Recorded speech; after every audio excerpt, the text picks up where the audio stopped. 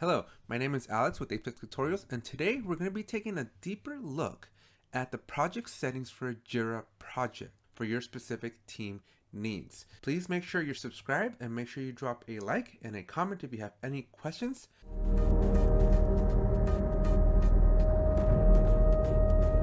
All right, so here we are in the people section. Not a lot happening here because I have the free version. So I'm actually going to circle back when I upgrade my plan so that I can show you what this is going to look like. But for now, the comment that I'm going to make here is this is the place, this people section, right? And this is what's different between the company and the team one, right? In the team one, you either have access or you don't have access. In the company managed project, that principle still applies whether you have access or you don't. But roles, as you can see here, play a significantly bigger role. Not to overuse the word role, right? In all seriousness, you are able to add either individuals or groups, right? You're going to see either an email or not if it's a group, right? And then you're going to be able to see what kind of role is assigned to either that individual or that group. Because this is so important. This is one of the most commonly asked requests or questions that I get from my customers is how do I lock up my project? I'm going to make a dedicated video series for explaining just users, groups, roles, permissions, and access in general in a future video. So again, if you haven't subscribed, make sure you subscribe because I'm going to be walking you through what all this means, right? This section here, this people section is not the most complicated, but it's one of the most important ones, right? Because if your objective is to preserve and just take care of your data so that other people can't, even within your organization, can't see your stuff, this is where you would lock stuff up, right? And if you want to prevent specific people from doing certain actions, this is where you would want to lock it up. So we're going to come back and really focus on this section here and just have a dedicated maybe 1, 2, maybe even 3 videos for just explaining how to manage access, not just to Jira, but to the specific projects. So with that said, we're going to skip over that and go over to the automation part. So automation is really interesting, right? It's one of my favorite features. It's one of the most advanced features of, in my opinion, of Jira. And we're not going to be creating any automation rules today. I am going to be, again, doing an entire series of just automation, talking about all the different things you can do in automation. That one's probably going to be long, right? I could probably easily do 10 videos just on automation. So a lot of great stuff here, but I just wanted to take some time to highlight what some of these things are, because if you haven't considered automation just yet, I urge you to at least give it a try. It will work wonders. It really drastically extends the capabilities of Jira, and I highly, highly recommend you give this a glance over or look over. All right, so some of the things you can do are like when all the stories are completed, then you want to close the epic, right? This is a very common thing where, again, I don't want to get into too much detail because I'm going to have dedicated videos for this, but there's a common occurrence where an epic, right? And again, if you don't know what epics are, make sure you subscribe because we're going to be talking about all about epic stories, estimation, like all the agile stuff and how to use it in Jira in future videos. For now, we're sticking to this. So an epic, right? When you create it, there's stories underneath as children, right?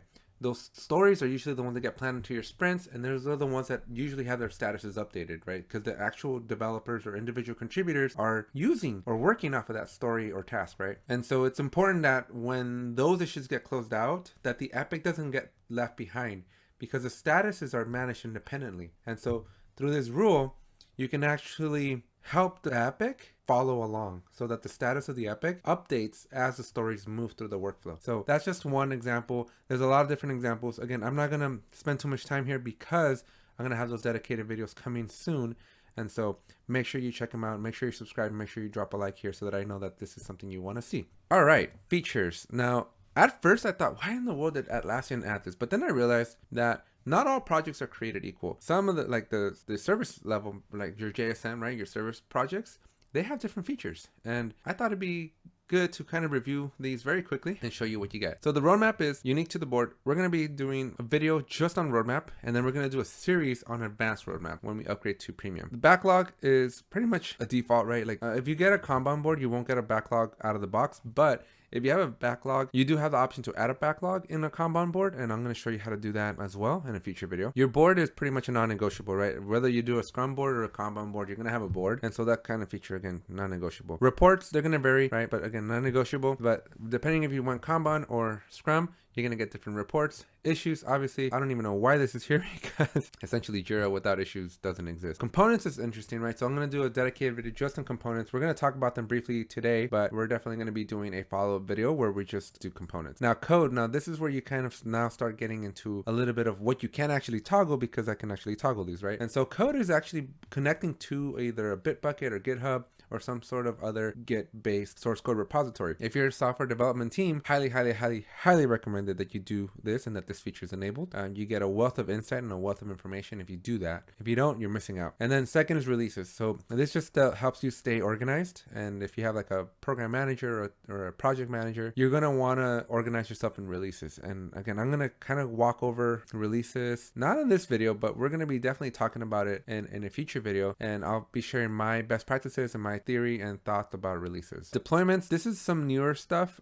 These are really, if you're leveraging, again, this is going to be more for like your software based team. So if you're just using Jira for project management, you're probably not going to care too much about this, but this integrates into your CI/CD tools so that you can actually like automate some of your deployments a little bit more.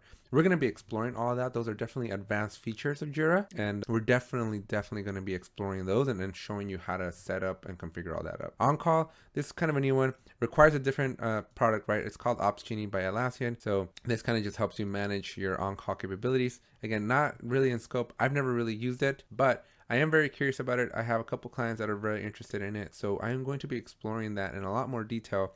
And again, future videos coming soon. And the last thing here are pages.